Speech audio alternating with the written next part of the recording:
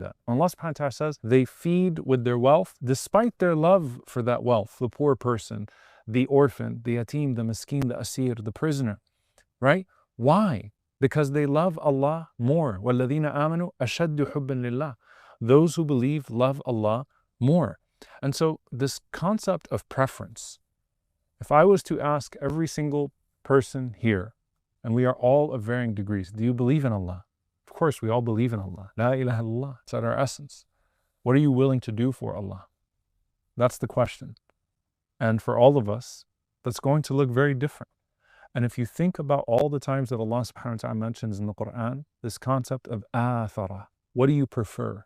What do you prefer? Athara al-hayat al-dunya, someone who preferred the life of this world. Whereas the Ansar, yu'thiruna ala anfusihim, they prefer others to themselves. Do you prefer what Allah subhanahu wa ta'ala commands over what your soul desires? Do you prefer Allah subhanahu wa ta'ala's love over what you otherwise would love?